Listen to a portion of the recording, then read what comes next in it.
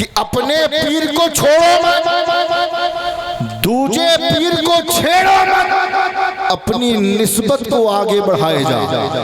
तो ऐ मदारियों, तुम्हें अपना किबला बदलने की जरूरत नहीं है। दामने मदार को पकड़ करके रखो, चाहे जिस सैयद के जरिए पकड़ के रखो। बेशक हर शेख और ये तमाम मशाइख सिलसिला मदारिया हमारे सरों का ताज। तो मैं ये तो नहीं कह सकता कि फला के बनो फला के न बनो। मकसद और जो हमारा मरकज है वो सरकार बदियुद्दीन जिंदा शाह मदार की जात है। फिर वो जात किसी भी शेख के जरिए से मिले, फिर वो दामन चाहे किसी भी शेख के जरिए से मिले, तो पैगाम लेकर के यही जाना कि जिस दामन से आप वाबस्ता हो, पूरी वफादारी और ईमानदारी के साथ इस रिश्ते को निभाना। तुम निभाओगे, फैज मिलता जाएगा, परेशानियां दूर होती चली जाएगी। और ये क्या कम करम है कि जब कोई मुश्किल में आता है, बोलेंगे सुभान अल्लाह, सुभान अल्लाह, अगले जुमले के लिए सुभान अल्लाह कह रहा हूँ जी। अल्लाह किसी को मुश्किल में न डाले।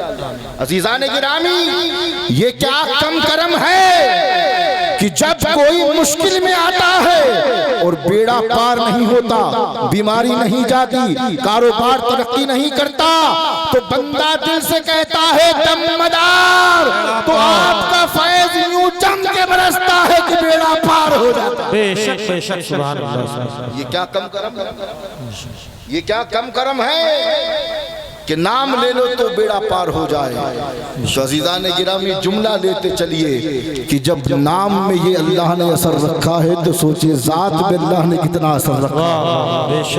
अरे जब नाम की बरकत का ये आलम है तो फिर जात की बरकत का आलम क्या होगा। अब आइए, मैंने जो आयत पढ़ी थी, दो बातें कहकर बड़ी तेजी के साथ में अपने उन्वान को आगे की तरफ लेकर के चलूं। अज़ीज़ान गिरामी, दरमियान में कहा कि फख्र से कहा करो कि हम मदारी हैं और मौलाई हैं, क्योंकि अल्हम्दुलिल्लाह मौलाइयत का जनाजा निकलने वालों का तो जनाजा निकल गया, लेकिन मौलाइयत कल भी थी, आज भी बरकरार है और इंशाअल्लाह सुबह क़यामत तक बरकरार है। और मेरे तजुर्बे से एक बात कह रहा हूं, जो मुझे कहा, मुझे बड़ी हैरत हुई और कहा यह गया कि भाई मौलाइयत ये फिरका बन चुकी।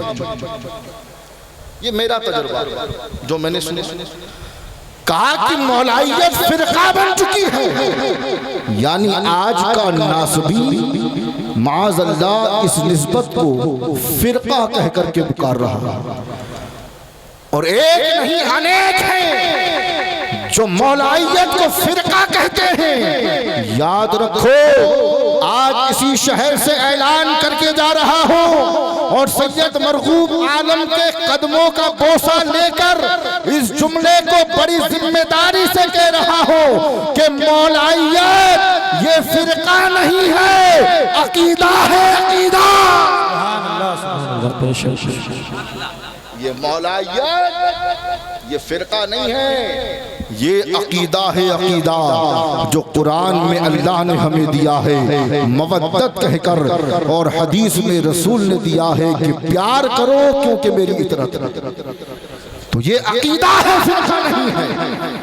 और याद रखिएगा अज़ीज़ान मन, ये कहते हैं कि अहले बैत को ऐसे मानो जैसे हम मनवाएं। समझ रहे हैं बात? पर दो रिवायतें आपकी खिदमत में, इसी तरह साथ दे देंगे तो इंशाअल्लाह बोलने में मुझे बड़ी आसानी है। ये कहते हैं कि अहले बैत को ऐसे मानो जैसा हम बताएं, हमारे कहने के मुताबिक, और जो तरीका हम तुम्हें दें उसी तरीके से अहले बैत को मानो। मैंने कहा जनाब, हमारे लिए कुरान काफी है, हम मानने के लिए तुम्हारा तरीका नहीं अपनाएंगे। हम उस तरीके से मानेंगे जिस तरीके से सैयदुना अबू बकर ने माना है, जिस तरीके से सैयदुना उमर बिन खत्ताब ने माना है, और जिस तरीके से हजरत उस्मान गनी ने माना है। और उस तरीके से मानेंगे जिस तरीके से हजरत अबू हुरैरा ने माना। कैसे माना है? अज़ीज़ान गिरामी, खलीफाए दोयम सैयदना उमर बिन खत्ताब रज़ी अल्लाह ताला अन्हु बड़ी मोहब्बत फरमाते थे। मशहूर रिवायत है, आप फरमाते हैं कि अगर अली न होते तो मैं उमर हलाक हो जाता। और कई मसाइल ऐसे हैं, हदीसों में भी मिलता है कि जहां बात फंसी है वहां मेरे मुश्किल कुशा को पुकारा गया है। बोलेंगे सुभान अल्लाह। जब भी कोई मुश्किल मसला आन पड़ा, उमर खुद कहते हैं, फरमाते हैं कि मैंने अली को पुकारा और अली ने उस मसले को आसान किया। तो एक मर्तबा ऐसा हुआ कि हजरत उमर बिन खत्ताब का किसी जाहिल बद्दू से झगड़ा हुआ, किसी बात पर अनबन हो गई।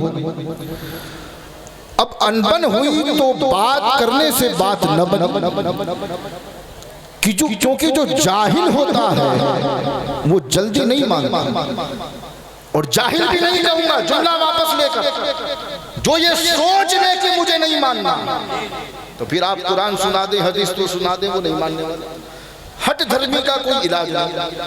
तो हजरत उमर ने बहुत समझाया लेकिन समझा नहीं। तो आपने फरमाया ठीक है, तेरे और मेरे दरमियान ये अली फैसला करेगा। सुभान अल्लाह। भाई जोर से बोलो सुभान। रात जरूर बूढ़ी हुई है मगर मदारी बूढ़ा नहीं हुआ। मदारी जवान है, रात बूढ़ी होगी, मदारी अल्हम्दुलिल्लाह जवान। तो अज़ीज़ान गिरामी, कहा कि तेरे और मेरे दरमियान ये अली फैसला करेगा। मैं मुख्तसर कर देता हूँ। उसने कहा ये मोटे पेट वाला, अली की शान में तौहीन की। कहा ये फैसला करेगा मोटे पेट वाला। अब हजरत उमर का ईमान नफरोज जुमला सुने और मौलाइयत का पैगाम लेकर जाएं। हजरत उमर ने कहा कि तू जानता भी है कि तू जिसे मोटे पेट वाला कह रहा है वो है कौन? उसने कहा हाँ जानता हूँ, ये अली है ना।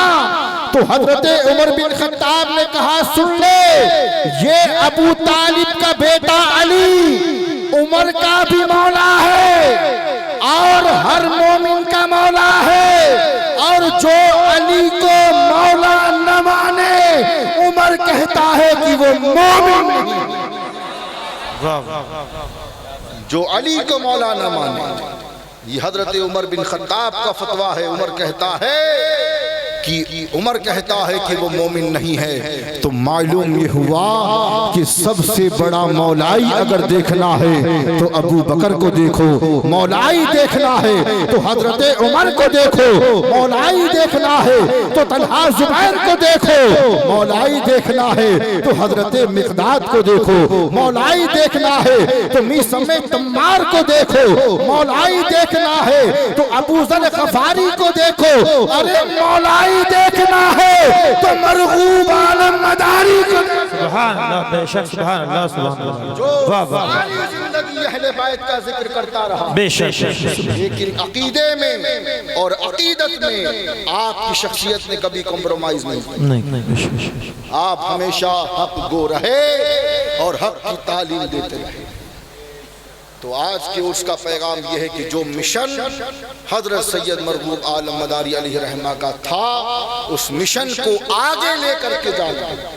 जहां अहले स्टेट की जिम्मेदारी है वहीं आपकी भी जिम्मेदारी है।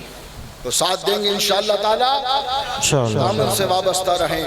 मौला ताला इनके फयूज़ व बरक़ात से हमें और आपको खूब खूब माला माल फरमाए। ये क़िस्सा लतीफ़ अभी ना तमाम है, जो कुछ बयां हुआ आगाज़ बात।